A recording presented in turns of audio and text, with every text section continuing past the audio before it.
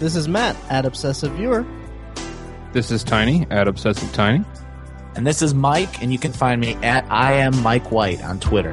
And this is ObsessiveViewer.com's The Obsessive Viewer Podcast.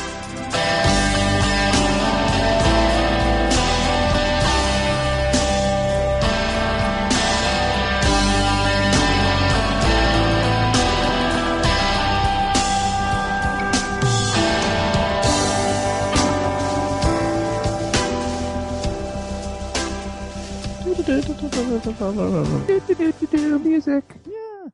Intro. All right, welcome everyone to the latest episode of the Obsessive Viewer Podcast. We're recording this a little out of order, so there's not really an episode number, but I'll plug in one. So this is episode of the Obsessive Viewer, and, we're joined. That's some strange laughter there. It is, yes. Mike, would you like to introduce our guest? I'd love to.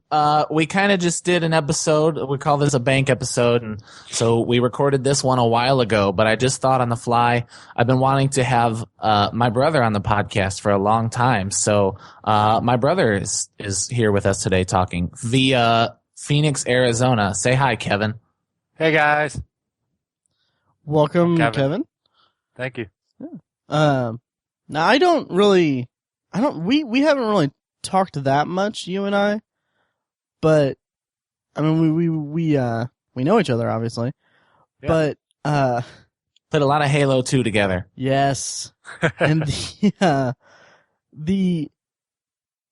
what I find funny is that Mike's dog is also named Kevin, and I find that just hilarious. That's awesome to me. But if I think that you're my favorite of the two, so. Yes! Winner. Yeah, the jury's out for me. Only one of them licks peanut butter off my nuts. Jeez. And I won't tell you how I feel about that, thus you won't be able to tell to which Kevin I'm referring. Right. You can only train dogs so much. Oh, jeez. Can only train little brothers so much. Wait a second.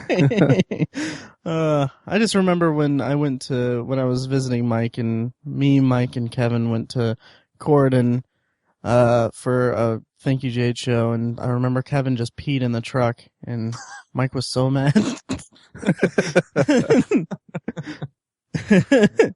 Oh, man. Good time. And then he licked my face. Yes. He was biting me. It was weird. That was before I got the dog. Right. All right, we could really go on forever with this. Okay, show. we really can. So today we're talking about guilty pleasures. It's kind of the spur of the moment kind of episode for us that, it's been kind of in the works for a while. Mike suggested it.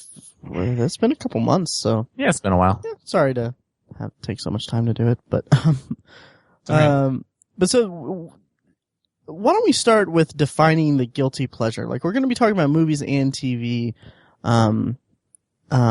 as we are wont to do, I guess.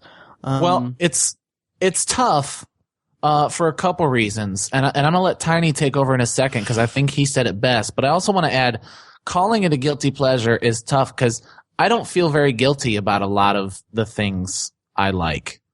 You know, sometimes my wife makes me feel a little guilty for all the comic books I spend money on, but I wouldn't call that a guilty pleasure. Right. Right.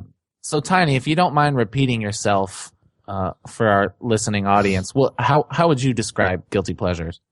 I would describe it in, I think there's two different definitions. I mean, you can interpret it however you want, but I kind of feel like guilty pleasures include, you know, you can kind of say that it's something that you like in spite of the fact that it's not good. Kind of liking crappy stuff, essentially. Mm-hmm. But also, I think it can mean anything that you are a fan of and you like that you kind of feel guilty admitting to liking to a particular group, maybe. Like Mike said, he feels guilty about the comic books to an extent, but it's only because his wife makes him feel that way. Good job getting married, buddy. No, but like I agree that doesn't qualify as a guilty pleasure because he's not guilty. He doesn't feel guilty because he likes it. It's for a different reason. So Yeah. I like the first way you put it because for me, I'm not guilty to admit to watching anything. It's more of it's not a critically acclaimed movie, or it's not something that's known to be good. Yeah. Right. That's what to me is a guilty pleasure. Yeah, there are different levels to movies and TV. Like you get different degrees of entertainment from things. And I mean, there's no like harm in, I mean, guilty pleasure is kind of a term has some negative connotations, but there's really no harm in finding entertainment in something. Yeah. I mean, That's the idea, really. Yeah, and it's something that there are also really bad movies that everybody recognizes as really bad, and their enjoyment kind of comes from laughing at how bad they are. Yes, right. And I know you Matt kind of like those, and Tiny, you might like them too. I don't know if we've talked about it. I don't like those experiences. Mm-hmm. Oh, okay. I don't have a good time watching trash movies. I still want to see The Room, but I've never seen it. Yeah, I still haven't seen it yet either. Keystone Art keeps having like occasionally they'll have midnight screenings of it, and I really want to go to one, but I'm not sure if I want to watch it before I see it in a theater or experience it with everyone there. Yeah. Like, didn't you enjoy watching Twilight? Oh, that was Oh, I freaking love Twilight. Really? Yes. Oh, Love that it. was not for me. The first Twilight movie is a masterpiece of cinema trash. All of them, all 9 of them, or however many there are, they're all just hilarious. They're hysterical. We can jump into the discussion now. Actually, Yeah. with that. That can be my Ready, first go.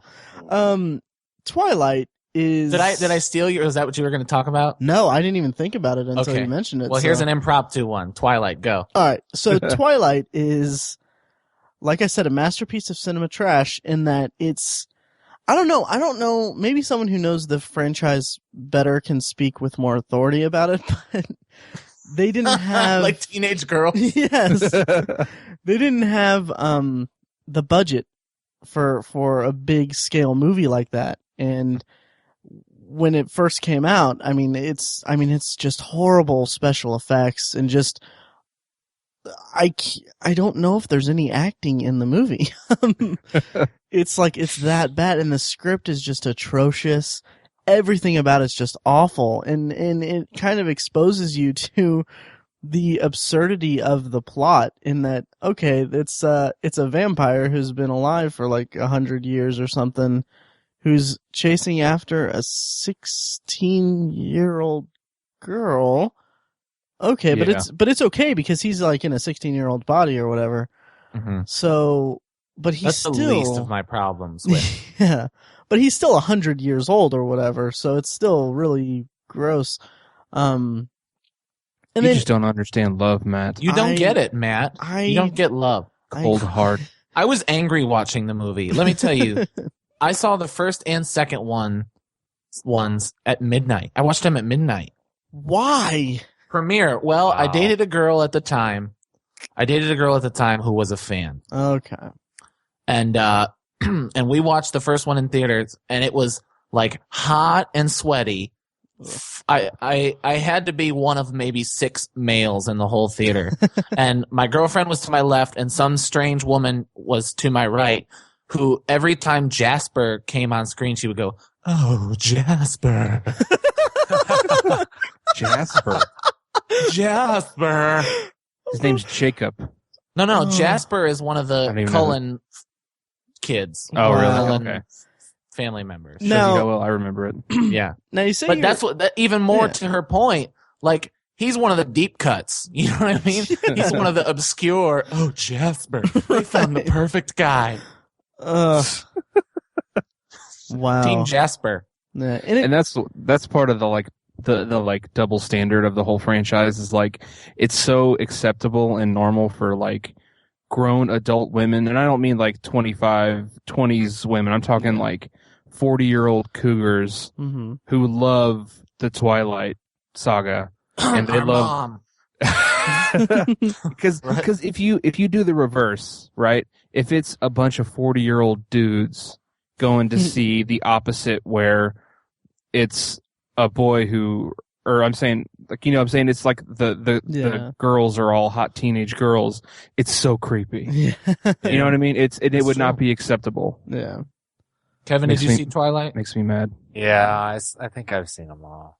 I think I've seen all of them, except maybe the very, very last, like part 2 of Breaking Dawn. Yeah, there's 5 of them, right? There's 5 movies. 5 movies, 4 stories. Yeah. Yeah, I think I've seen them all. I've seen all of them. I like them. They're fine. Yeah. That's it. That's all I got for those. The problem I have with them is that each movie gets progressively better just in terms of quality of movie. And I mean, they're all trash, but I mean, Edward calls Bella his spider monkey when they're jumping through trees in the first one, and you can't compete with that. So it's it's almost like the sequelization of it is like it you can't recreate the magic of the first one, even though the magic is not the magic that delusional people have for it. But anyway, and then some of the decisions they make are just so ridiculous. Yes. It's like, really? It's a mess. Like to make a movie. One of my favorite things, and then we can move on to another topic or another title. But my favorite thing is in the movie they're talking about, like, they're in the forest and she's all like, oh, you're a vampire and all that, and then he's like, the movie, if you watch it, he's like, it's condoning abusive behavior, like an abusive relationship. And it's really messed up because he's like, you're like heroin to me, and I want to, or he's like, it's hard for me to be with you because I want to eat you and all that, and it's like I want to kill you, and like he's saying these things, and then which is also a metaphor for how badly they want to have sex with each other. Yeah, and teenage girls are eating it up. Yeah, exactly. And then the other thing is that, like, when he saves her from it, there's a great riff tracks of it, but when he saves her and like he runs and blocks the van from crushing her, she's like whispering to him, like, why did you saved me? How did you do that? And he's like, if you say anything to anyone, no one's gonna believe you. It's like, okay, all right, that's cool. That'll be. Wow, that's going to end in a murder-suicide. Yeah. It's such a mess. And I love it so much. Me too. I love it ironically. Yeah, oh, man. I guess I have to watch it with different eyes. Yeah. Right. All right, so who wants to go next? What's that? Who wants to go next? I'll go next, because I know we'll have conversation about this if you guys don't mind. Go ahead. Yeah. I really liked the movie Spider-Man 3. Oh, what? I like the movie Spider-Man 3. Okay. I'm on board. Every opinion I have of you just changed. I know.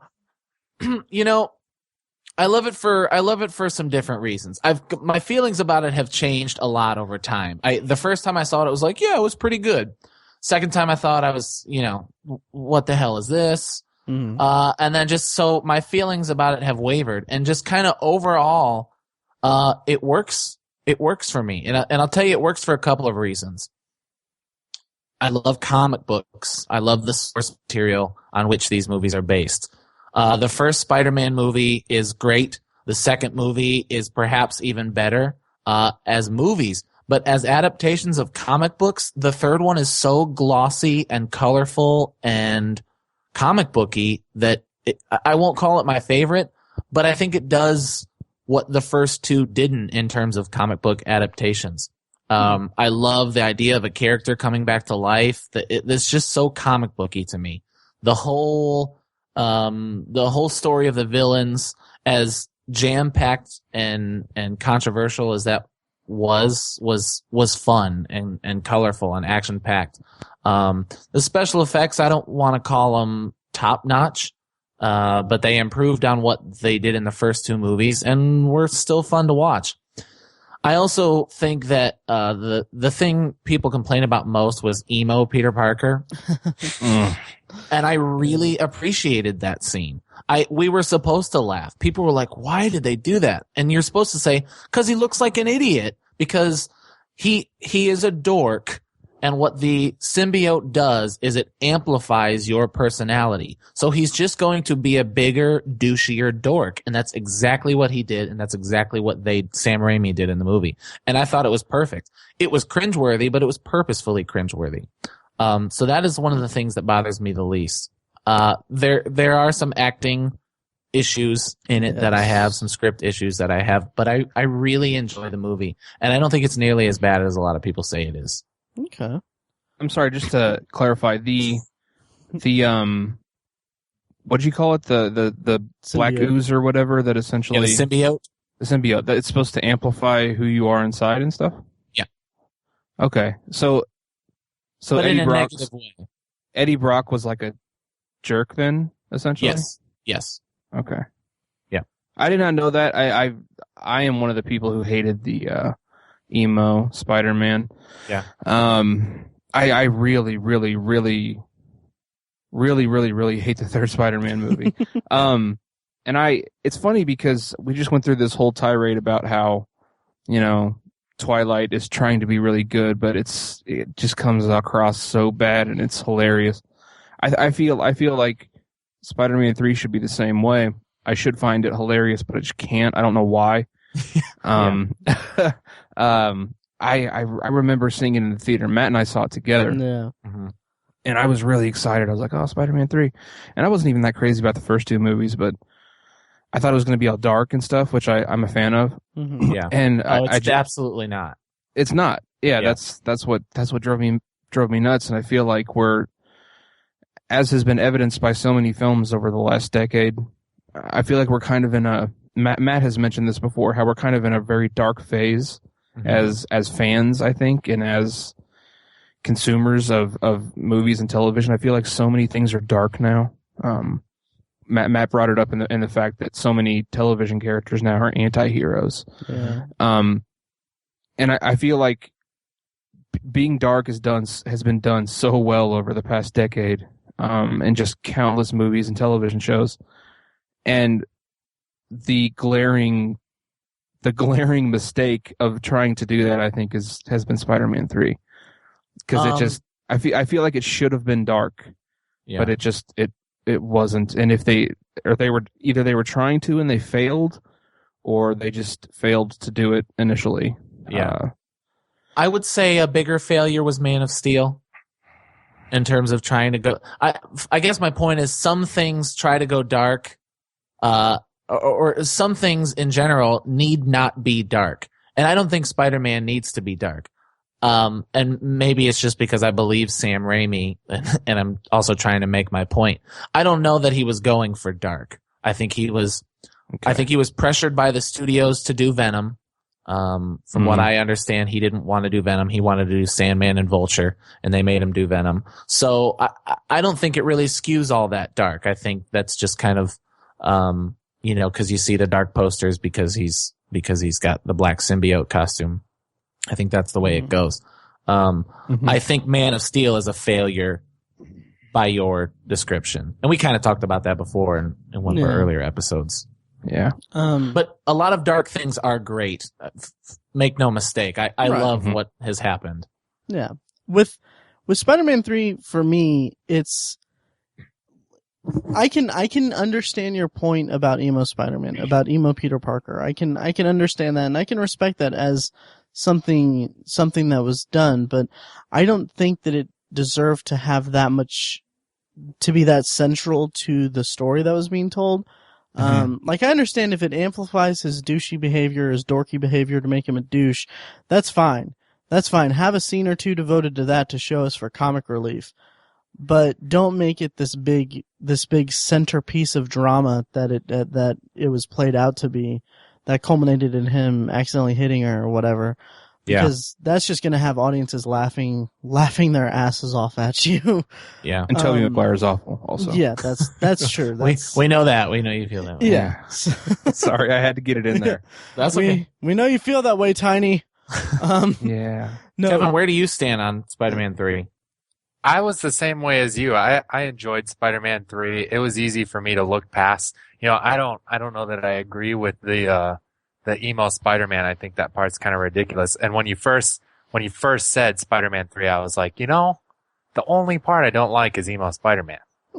Other than emo Spider-Man, I'm fine with it. And I agree with Matt, it's kind of central on a big part of the movie of him bumping into Mary Jane and screwing up. Right. But yeah, I like that. I'm into it. Okay. I'm into it.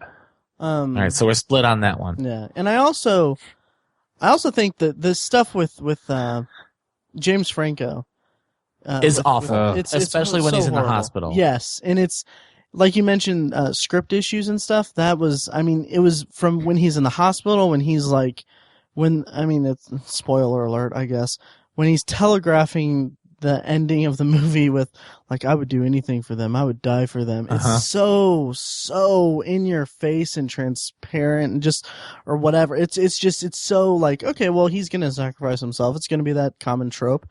And then when he and Mary Jane are dancing to Twist and Shout while they're doing the dishes. 2 dance numbers in the movie. Yes. I would go on record and say that was like Sam Raimi. I felt like that was Sam Raimi pressured from the studios, but also kind of doing his thing. You know what I mean? Like, if you're going to force me to put Venom, I'm going to do a fuck you dance scene. You might be giving him a little too much credit. Yeah, maybe. But I just, like, in my head, anytime I see that movie, I've seen the movie maybe twice or 3 times, and every time it's like, has anyone on the planet sang Twist and Shout and danced in the kitchen while doing dishes with their friend's girlfriend? Has anyone done that? Anyone? Probably, actually. Yeah, surely. Really? Seriously? Yeah. Maybe I just have a sheltered life. But maybe you don't dance enough. I don't. I dance like no one's watching. Anyway, no, and just in also Amnesia. Just come on, Amnesia. Oh yeah, comic book. So tired. Comic book. Okay. And also, and we talked about how the darkness of it, and I think, I don't know, however darkness affects the movie, but I think it's pretty clear they were trying to go dark with James Franco's character.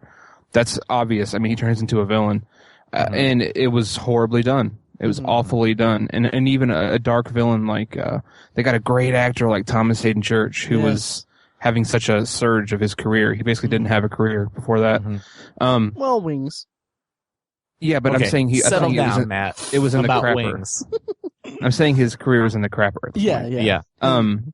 Yeah. And so they got this awesome actor who's really good, and they gave him these terrible lines. He's the best part of the movie, but the character's still just not very good. I mean, yeah. The movie should have been about him. Yeah, and I've said that before. Also, make no mistake, it's a guilty pleasures. I'm aware that it's not a great movie. Right. Yeah. Okay. I will put that out there. Yeah. It's the worst of the Spider-Man trilogy, and it's at the low end of some comic book movies. Yeah. But it's better than Fantastic Four 1 and 2. I don't know about that. I saw Fantastic Four in the theater, and I have no memory of it. You're better for it. It was such an inconsequential experience for me that I was just like, all right, never going to see this again, never going to have any hope or any desire to see this again. Yeah. And that's I didn't even see the second one. Yeah. Yep. Oh, stupid. So bad. And it's funny, just a small tangent here. I remember when Chris Evans was cast as Captain America, and like people I knew, like they were up in arms like, no, but he's the Human Torch. And I'm like, but those movies sucked. But we're trying to forget those movies. Yes. Don't pretend like they're canon to the cinematic universe because they suck. Yeah. So yeah. So who wants to go next? I can go next if you want. Do it. Sure. Okay. So I've said before, I feel guilty just talking about this. So this fits. I've said before that I'm a fan of musicals, which just saying that sentence, I feel guilty. Yet you don't like the musical numbers in Spider-Man 3. Yeah. What gives, bruh? Yeah, those are awful. No, I love musicals, and I don't know why. I think it's just maybe because I saw so many of them as a child. I mean, look at how many Disney movies have music in them, you know? And in my opinion, like, this movie's probably in my top 20 of my favorite movies ever. The Sound of Music. Okay. Totally a guilty. Okay. I mean, I don't know if it really. I think it qualifies for guilty pleasures because of the second qualification. I feel kind of guilty admitting how much I like the movie. Okay. Because I think even objectively, it is a quality movie. I mean, it won a bunch of Oscars and stuff. Mhm. Yeah. But it's still about this pretty white lady who falls in love and sings a bunch of songs, you know?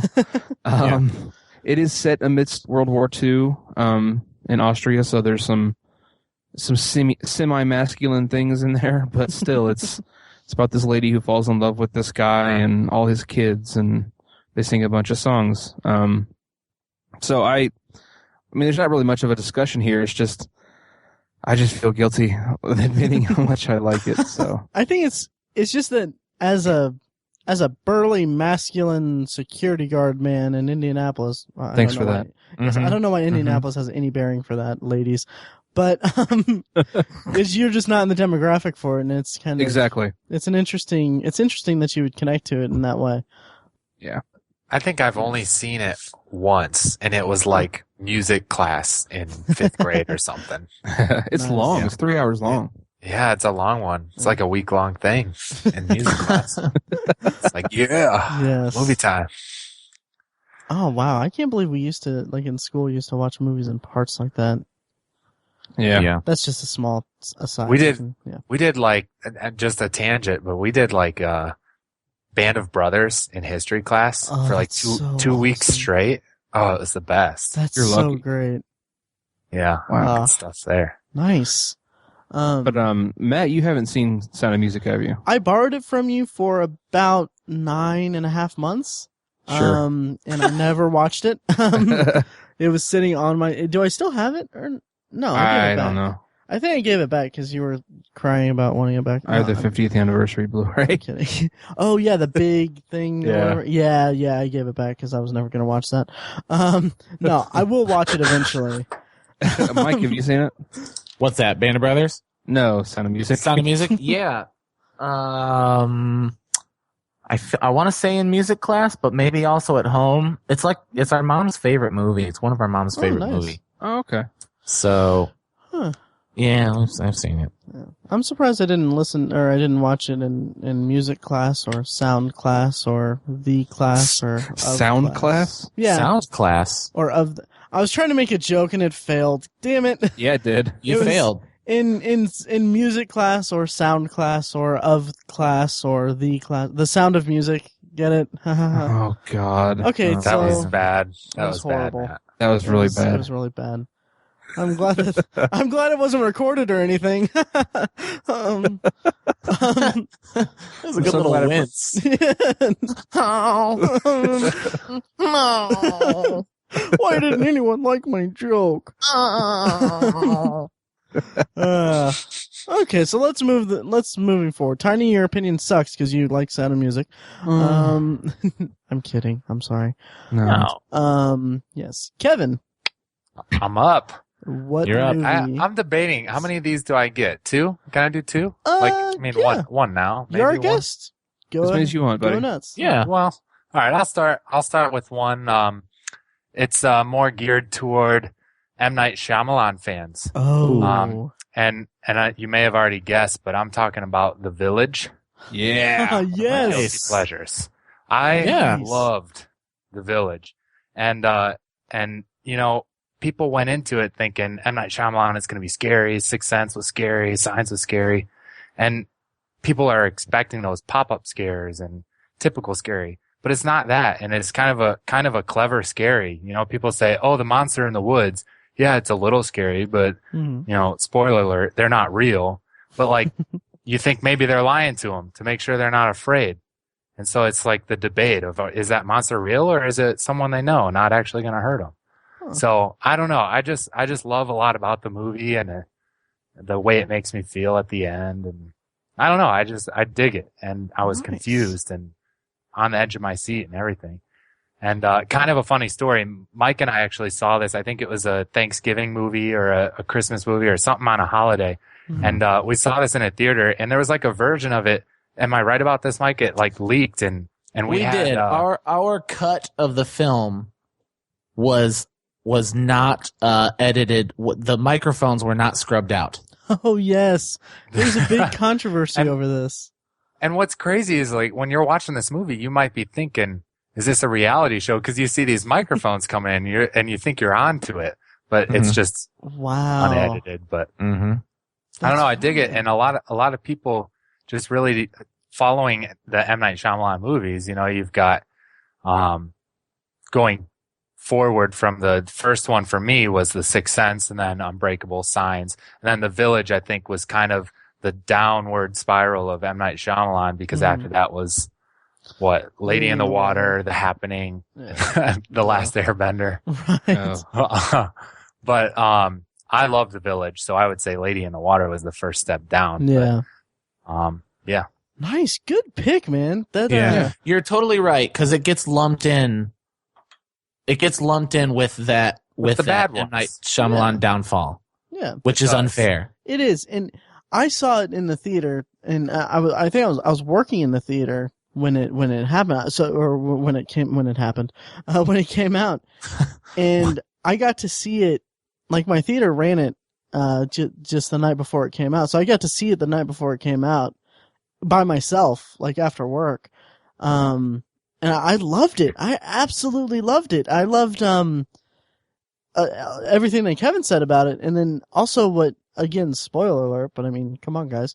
10 years. I love that right in the middle of the movie. I love the way that the storytelling is separated, I guess. It's like we have the first half of the movie set up, exposition, all that stuff, and then you have about the halfway points where the turn is where Adrian Brody stabs Joaquin Phoenix. Yeah. And which was great. It was such an amazing scene.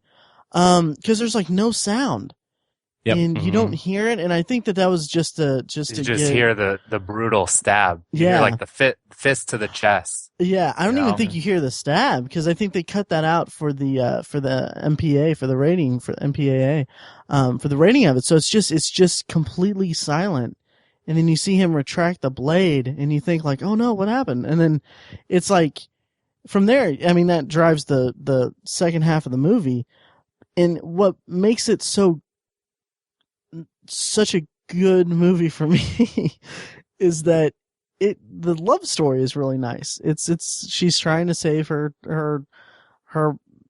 boyfriend or whatever you want to call it.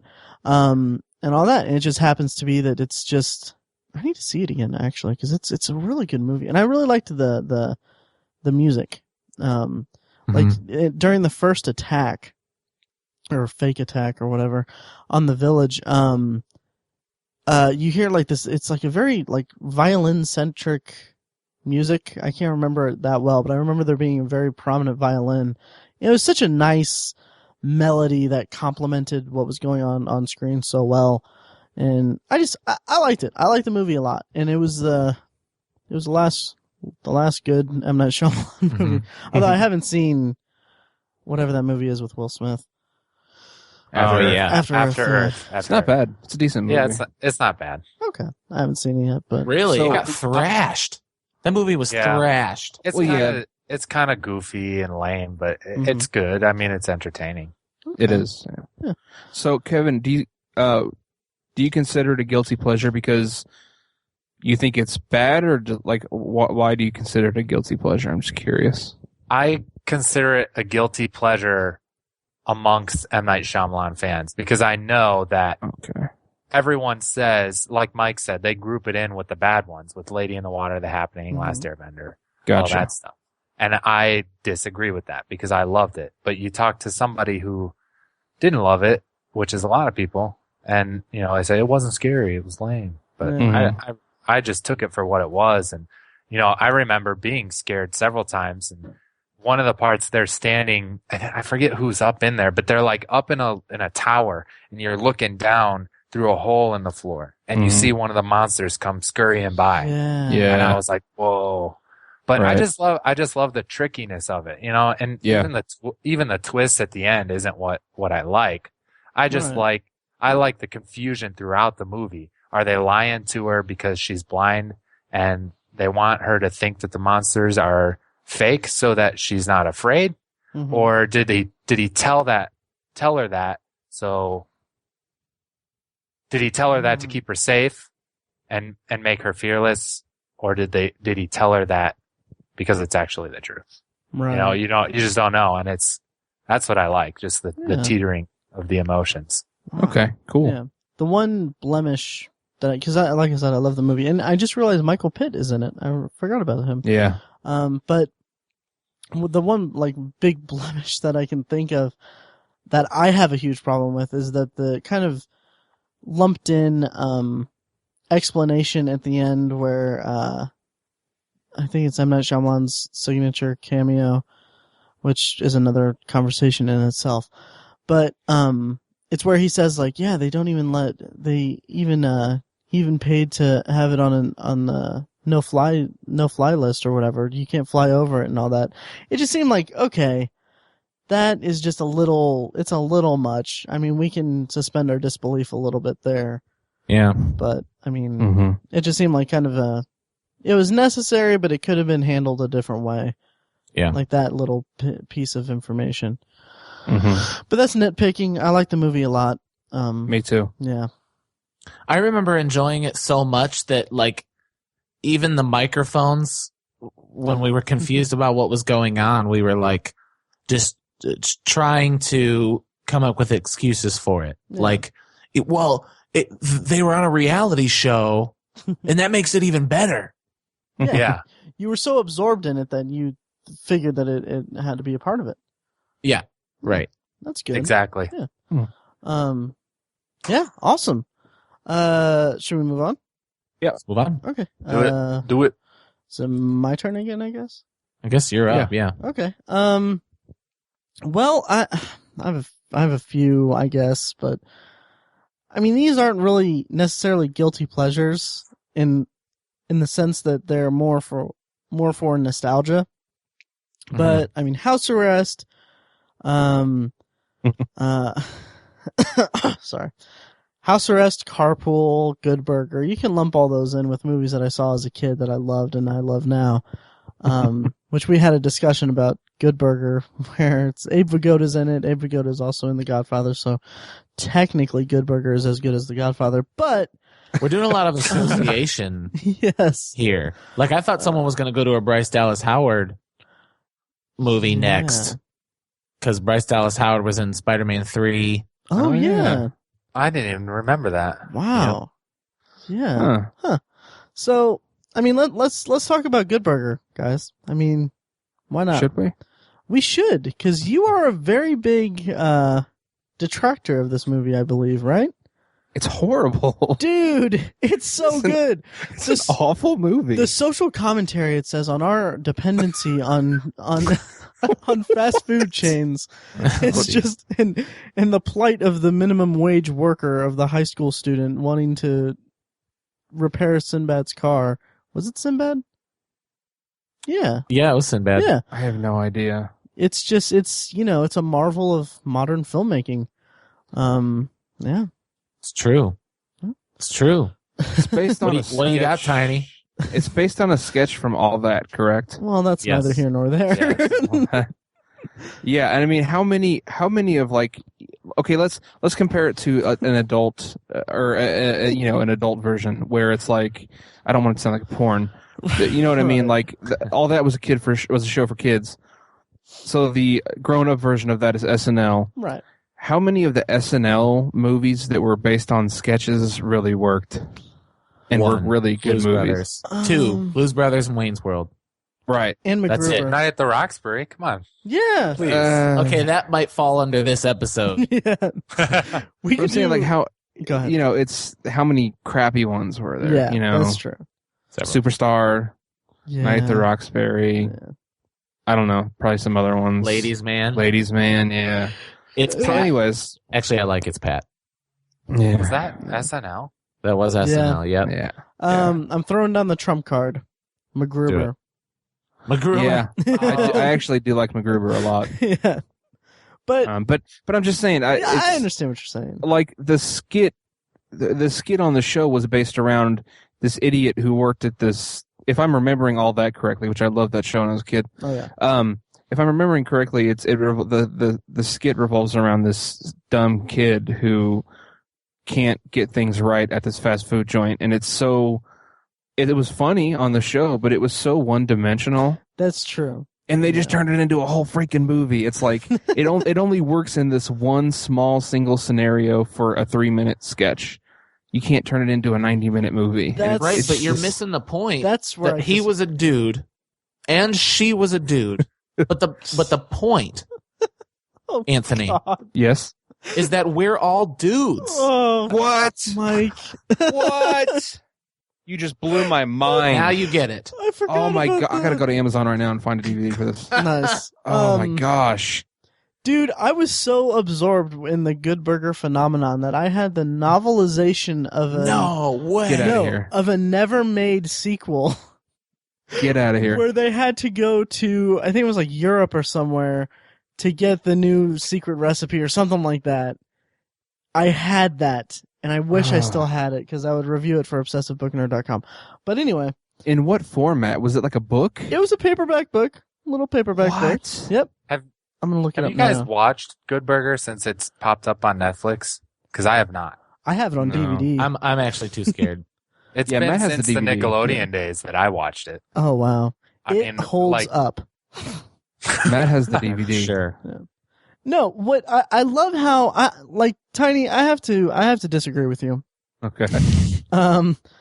That you can't. They made it successfully into a 90-minute movie because it played on the whole Keenan. And that's another connection. Is Keenan eventually went to SNL? He did. And he can't close his mouth whenever anyone's saying anything. It's weird. Like if you see sketches of his, he reads the other people's lines as they're saying it. Like he mouths the words. It's a weird tick. But anyway, Yeah, he's not good. yeah. But I dislike him on it. He's not good. yeah. Yeah. But the I'm trying to find this book. But they play up the whole oh wow, I can't remember the character's name. Kel. His Ed. character, Ed, yeah. He's like he's this dim-witted guy almost to the point of like mental disorder. Right. But it's like they play up this heartfelt kind of bond between the two of them where Keenan is basically he's using him to get money for this recipe for this secret sauce, and he's using it to get money so that he can pay off his debt to his teacher and all that, But and then and then he's SNLing. that was beautiful. Yeah. That was Sorry. good. And then he's SNLing all over the place. No, but it's kind of this. He's like he knows he's using him, and then he eventually becomes friends with him, and then like his love interest in the movie is all like, well, that's really awful of you to do that, and he's like, there's a nice little whatever step below drama is because it's not like a really pristine drama or anything, but it's like there's a nice little story there, and then they also play up the whole. It's Mondo Burger. Wow. Yeah, Mondo Burger. Mhm. The whole evil corporation or evil big chain restaurant across the street, which I always thought like that would be awesome to go to a place that's that huge and because it's like it's close to being like a theme park kind of thing or like a big attraction because it's not like it's weird. But it's cool. Yeah, it's the book, by the way, came out October 1st, 1998, called Good Burger to Go. This, by the way, is the most anyone has spoken about Good Burger since Good Burger came out. Yes. by the way. Except for I've Cal. seen the movie once. Matt forced it on me, essentially. Yes. Because he has the DVD. We watched it once, and I was like, the whole time I was like, why are we watching this? I really, really didn't like it at all. Yeah.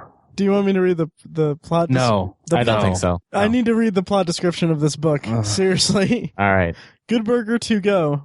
Good Burger's in trouble again. This time, they've been selling Ed's sauce without a license. But where's Ed? Running around the world trying to return a customer's change. Mm-hmm. So yeah, you can find that book. Amazon by Oh wow, it's not even in print anymore. Oh, That's collector's item there. New and used for 1 cent. Are you serious? The Good Burger sequel book is not in print anymore? It's sold out. Yeah. I cannot believe this. It's gone. Well, guess what, guys? I just bought it used. Oh my god. Look for a review of it on obsessivebooknerd.com. And Yes. anyone listening Amazon. want to get to it, I just bought it from Quality Bargain Mall. They only have one in stock left. So, okay. Anyway, so that's Good Burger. Wow. We all love it. It's You a just worked perfect. so hard on that. It's a perfect did. movie. Yeah. So who's next? I guess it's me. If I haven't tarnished our image. Man, too much. I have so many. And there really is not enough time to do all the ones that I want to talk about. How many do you think we'll be able to do? I think this will probably be the last round. Last round? Yeah. 'Cause we Okay, need so to you do- just started that last round? Yeah. If you want to do like a lightning round thing, like quick Then I'm going to fire. do a lightning round and then I'll focus on one. Perfect. Okay. I'm going to consider Dexter a guilty pleasure because it was awful in the last few seasons. Nip Tuck, same reason. Dane Cook is kind of a guilty pleasure. I think he, for about 2 years, was funnier than people gave him credit for. The Saw sequels are a guilty pleasure of mine. I think they're great. The Daredevil movie I thought was pretty awesome. I think Dude, Where's My Car is hilarious. Jackass, which actually has some critical success and is actually quite popular, is pretty stupid, but I like it a lot.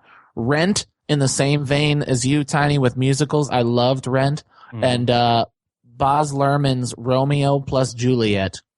I feel like a teenage girl in 1998 because I love that movie. But the movie I really, really must talk about, and this is the movie that almost spawns this conversation.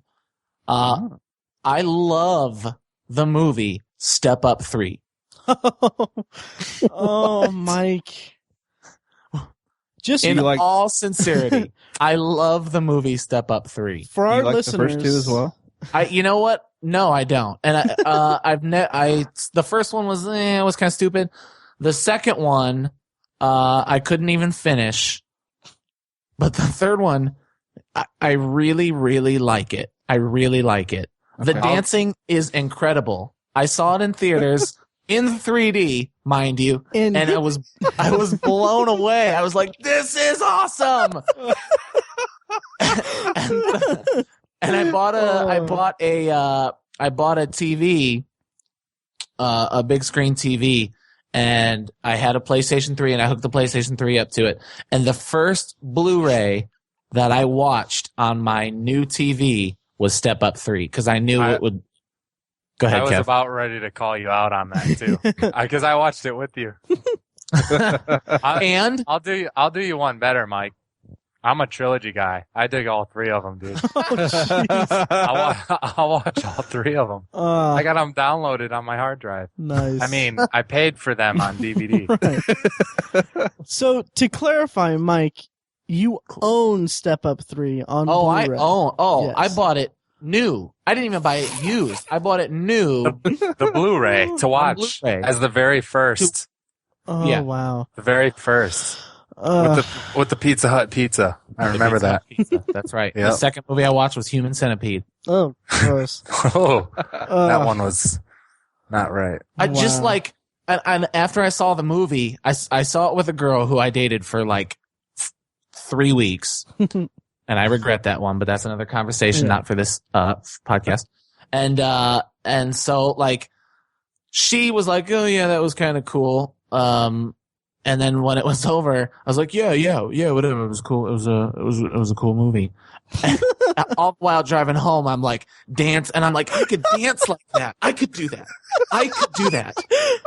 Like singing the song. I downloaded the soundtrack when I got home. I was in it. I was in it. I almost can't take you serious. Like it's almost like you're telling a joke. Have you watched it? While I say it, but I watched it. What's that? Have Matt and Tiny at least seen it? No, I haven't. I shouldn't cast aspersions because I have not seen any of the Step Up movies. I haven't seen Step Up. I haven't seen Step Up to the Streets. Yep. And I haven't seen Step Up. Step 3. Up 2 is the worst of the three. Yeah, for I sure. couldn't finish it. The first one I can watch.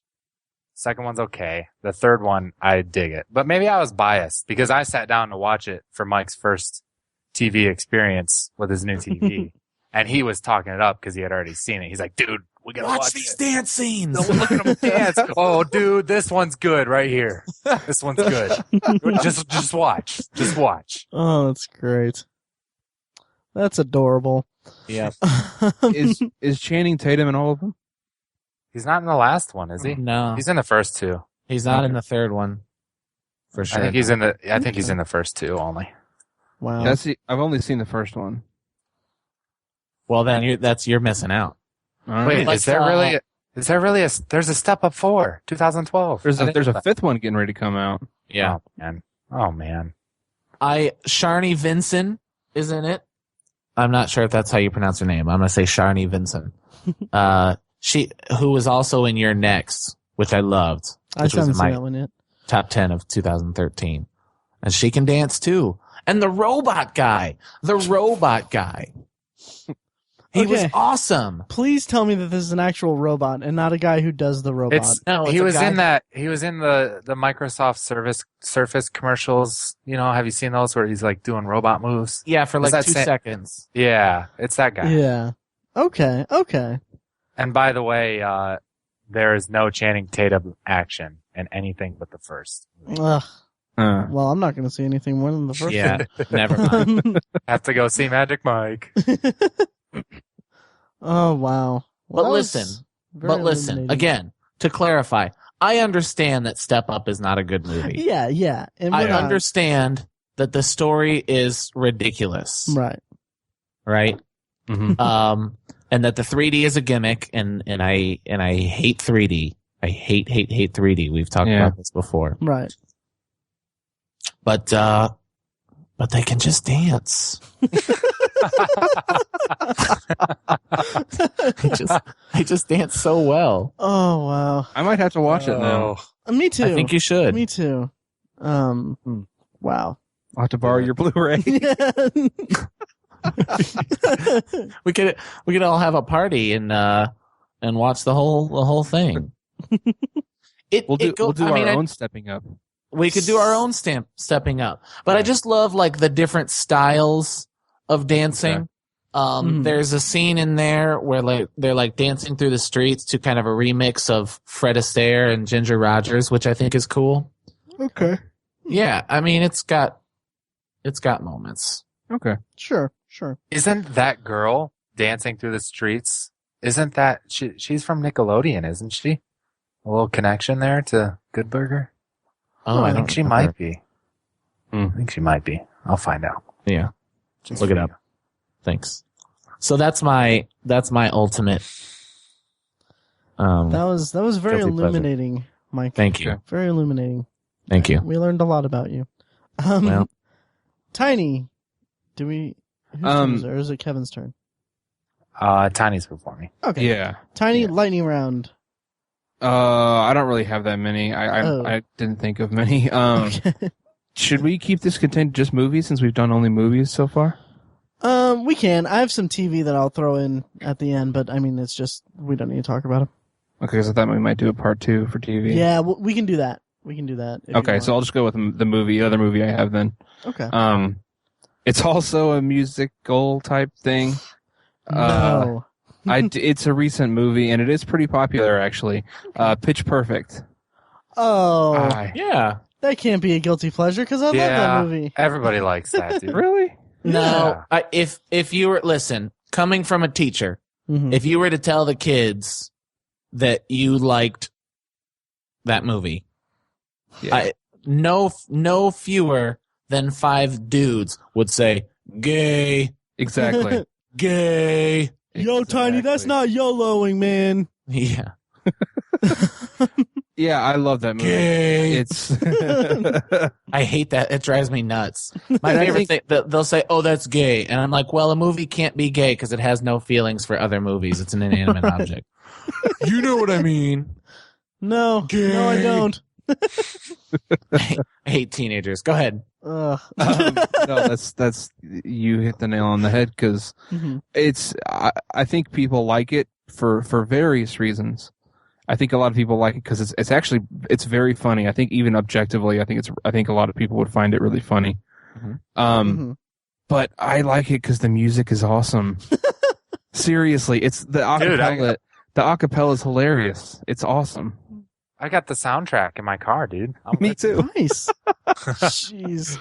Yeah, I think I think acapella is like really fun. I mean, I think it's incredible how people can do that.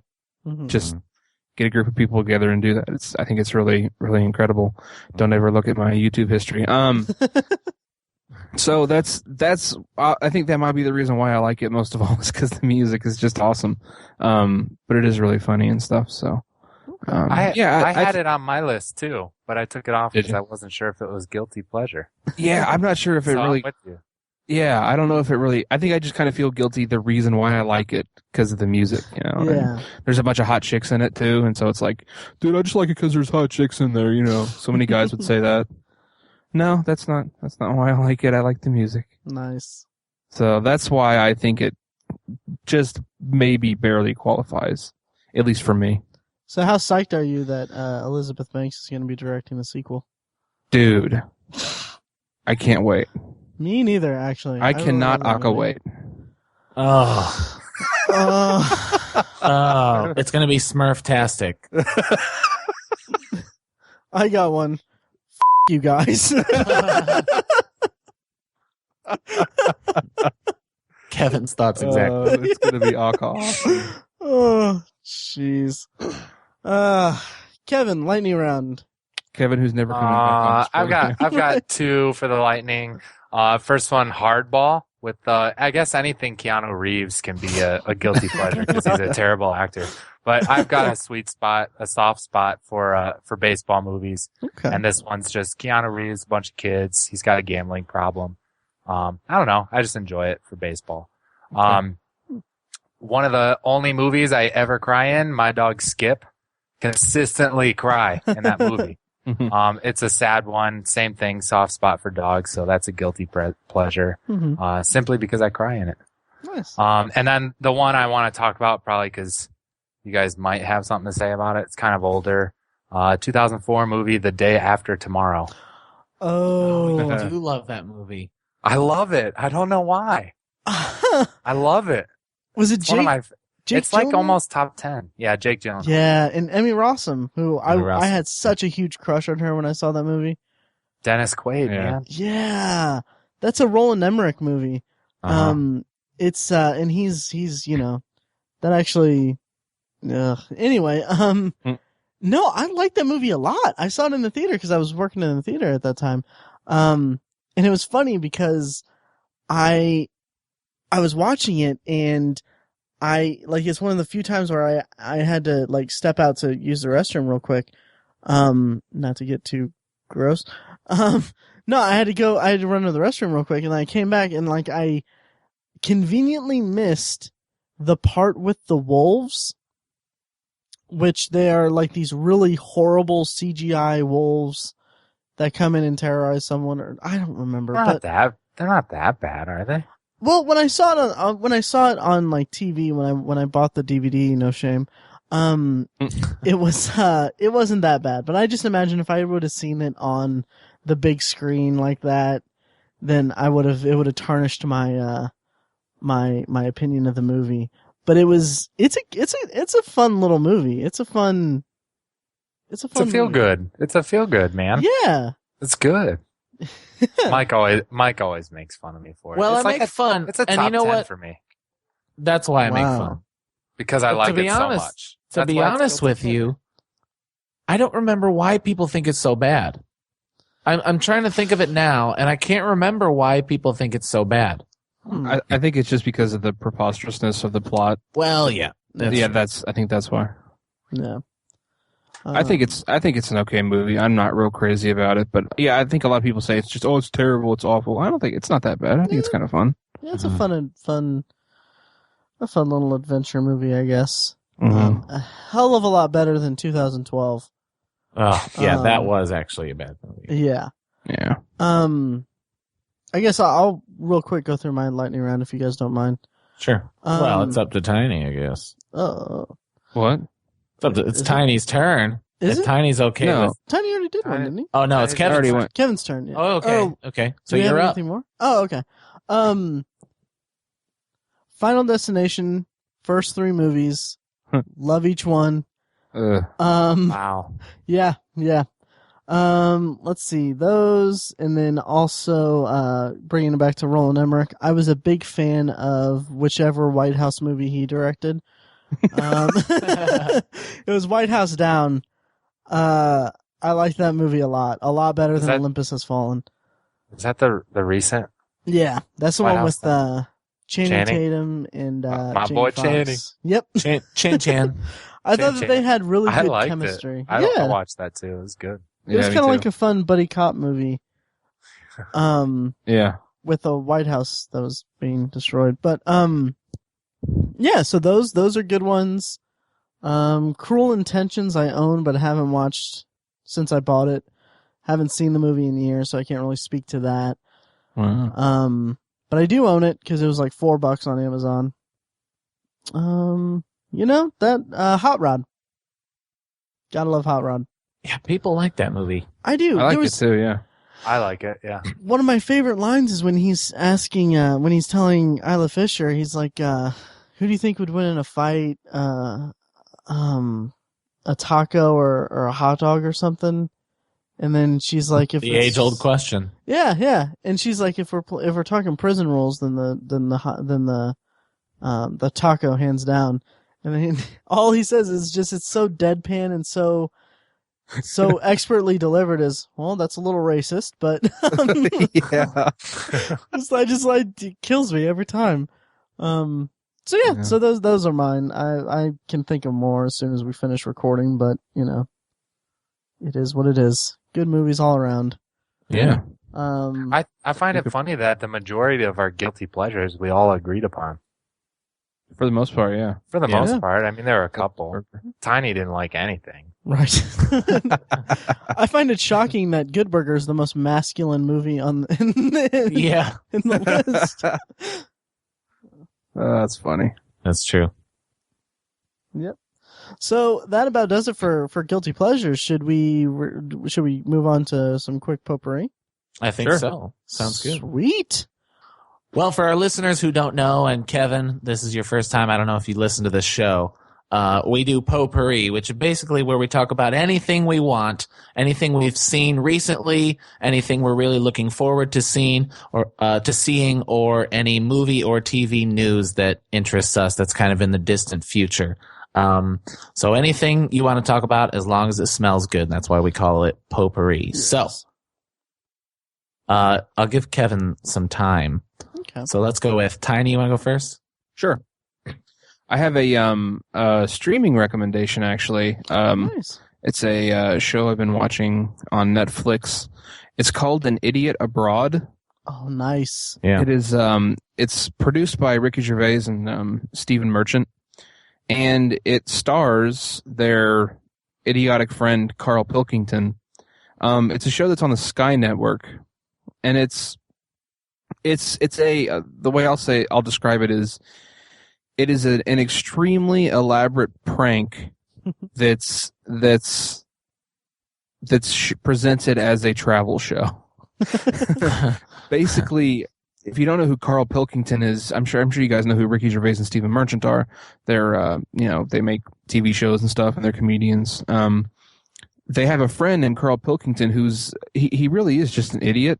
I mean, there's no more politically correct way to say it. He's just dumb, and he has such a unique worldview. Like he has an opinion on everything, but he will have the most random, just weirdest opinion on things that should be inspirational or sad or delightful. He will just take it in the weirdest direction of how he feels about it, and he's hard to explain. You just have to see him or listen to him on their.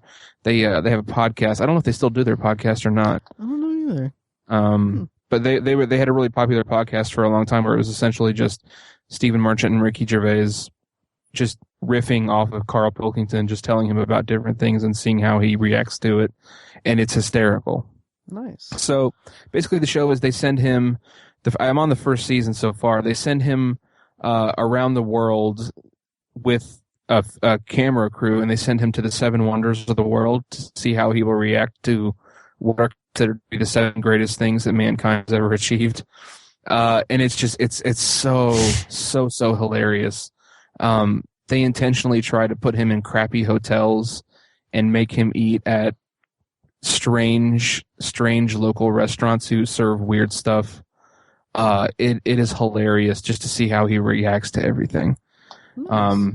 It's really funny, but it's also really cool too because it's on my bucket list to see some of these places, and it's just so funny to see him. He's like, "Oh, that's just a wall. It's not a big deal." I don't know. It's hilarious. It's really, really, really funny. It's 3 seasons. I don't know what the other 2 seasons are going to be about, but it does have the whole travel aspect to it. So I think they just probably send him to some crazy places and see what he does. I highly recommend it. It's on Netflix Instant. It's really funny. Nice. I'd heard a lot of good things about that show, and I need to watch it. I feel like, I don't know, do you get the sense that Carl is putting up an act? No. Okay. Because I think he played in the show Derek that Ricky Gervais made for it's on Netflix too. I want to say that Carl plays kind of a serious role, like actual, like kind of an acting role. But I could be mistaken. But about the podcast too, they did the Ricky Gervais show of it, where they animated them talking, which I'm in negotiations with HBO to do that for us. But no, that's really cool. I'll have to check that out. Not true. Yeah, I recommend it. It's funny. Nice, cool. Mike, what do you got for us? I'm gonna do 2, but I'll do them quickly if you guys don't mind. Go right ahead. Yeah. I sent you guys a text the other day because I had just recently watched The Social Network, and I talk about how I do lists, I do favorites, probably too often. So I've always said that the 3 best movies of the 2000s were Brokeback Mountain, The Departed, and The Dark Knight, and I've said that several times. I might have said it on the podcast, and I'll stick to it. And then I was thinking about the 2010s, and really the only one that came to mind for me that I think is a sure bet is The Social Network.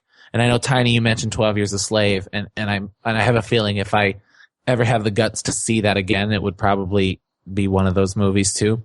But The Social Network, even a few years after the whole Facebook boom has died down, still works so well. It's just such a good movie. That script is untouchable. Even the performances, Jesse Eisenberg is I think a little over the top in his social ineptitude, but it works, and it works in a funny way. Justin Timberlake is fantastic. I love Andrew Garfield. Just the whole movie works so well. The pace, the script, it's a near perfect movie, and it's without a doubt my top movie of the 2010s still. Cool. The other thing I want to mention is I saw Robocop last week. Awesome. Which, as we're recording this on Monday, February 17th, kind of peek behind the curtains here. Right. And the weekend box office has it as a bomb. It's a failure. Really? Which really bums me out because I thought it was awesome. Nice. I'm a big fan of the original. I remember watching it with my dad. when I was probably way too young to watch it. In fact, Kevin might have been too young to even remember that we watched it. But I loved it so much, and we even got Robocop action figures for Christmas. Do you remember that, Kevin? I remember the action figures. I don't remember watching the movie. Yeah. So we got the action figures, loved Robocop, super excited about this movie, and I mean to do a adaptations and remake for the blog. Nice. theobsessiveviewer.com. So look for that within a week or so. But I really, really liked it. I'm developing a man crush on Joel Kinnaman. I really liked him in The Killing, and I think he's got some good things coming for him in the future. I won't say too much about the movie because it's just came out and I want people to see it for themselves. But there's a really haunting scene when you find out how much physically is left of Alex Murphy. They start to peel away the robotic layers, and I audibly gasped when I saw it. Wow. And he performs the scene quite well. Great stuff. Gary Oldman is kind of like in a chameleon type role. One of the guys I saw the movie with was like, who is that guy that is doing that? And I'm like, that's Gary Oldman. He's like, really? He looks crazy different. Samuel L. Jackson was hilarious in it. It was good. I really appreciated the movie, and I recommend it. Nice. Awesome. Yeah. Cool. I remember really being interested in the trailer, and then people saying, "Really? That looked awful." But I'm gonna check it out at some point. It'll be cool. As for my potpourri, guys, I haven't been able to watch hardly anything lately, much less TV or movies or anything. So I don't really have anything to really offer in terms of watching, except I've been rewatching House of Cards. In preparation for starting season 2, which came out a couple days ago. It's really making me antsy to finish it. Yeah. So I'm going to be working on that for the next few days. But I did get in the mail today. I love Amazon so much. 'Cause I pre-ordered Game of Thrones season 3 on Blu-ray, and it comes out tomorrow. And I got it today. So I'm like super excited for that. Awesome. So it'll be a busy week for me between House of Cards, Game of Thrones. I also need to catch up on True Detective and How I Met Your Mother and all the other shows I watch. So that's my potpourri. Pre-order on Amazon. That reminds me of this last week's episode of New Girl. Mm-hmm. Schmidt has updated his apartment. Don't spoil, please. Oh, well, it's just really, I'll just tell a joke. I'm sorry. Close your ears. All right. Okay. He makes he goes, and you can watch anything on the TV you want to watch. We can watch a game. Football, basketball, of Thrones. I love it. That's awesome. That's great. That's good. Nice. Kevin, what do you got for us for potpourri? I'll do 2 quick little ones.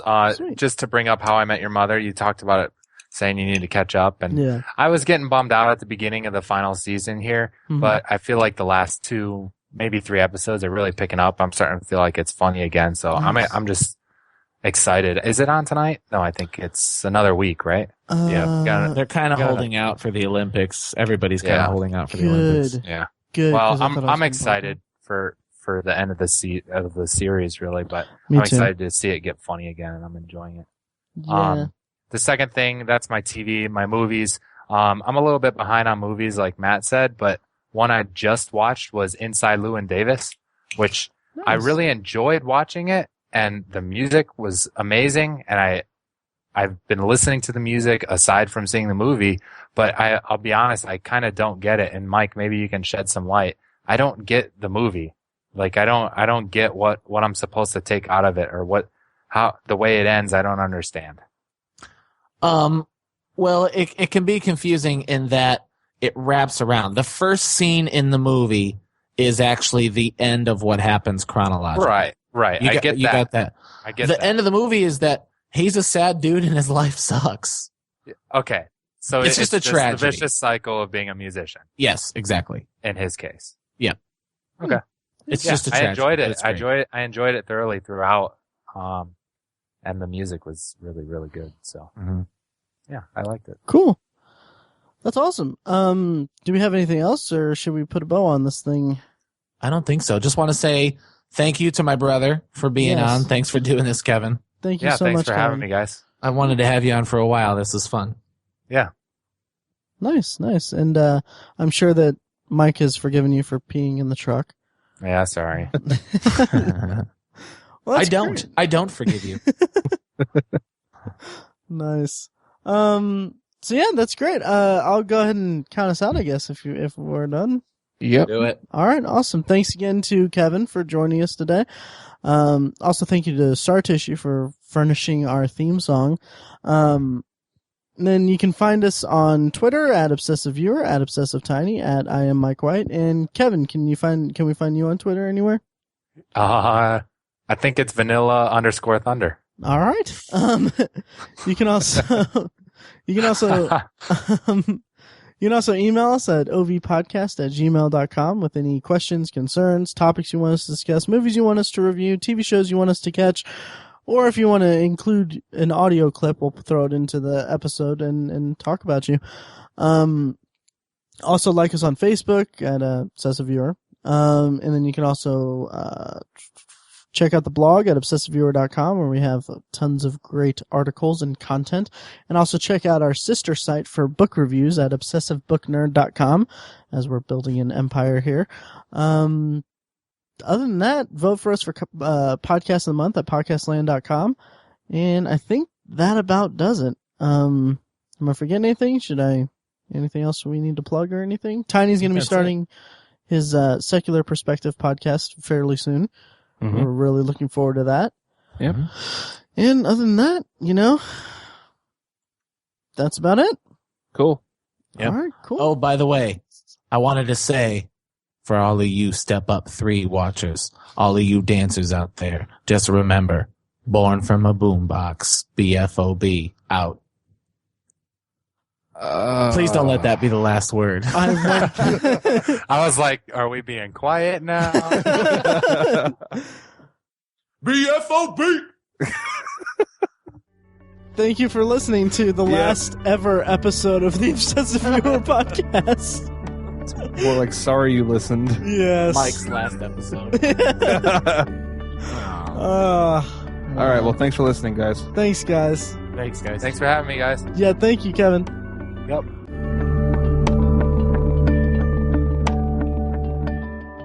I'm having a hard time coming up with anything on the spot anyway. It's tough. Mike, when you said guilty pleasures, I came up with a movie like instantly. What is it? I'll save it. Okay. That's fine. I can think of one, but I know that there's more. Tiny Sisterhood of the Traveling Pants, Matt.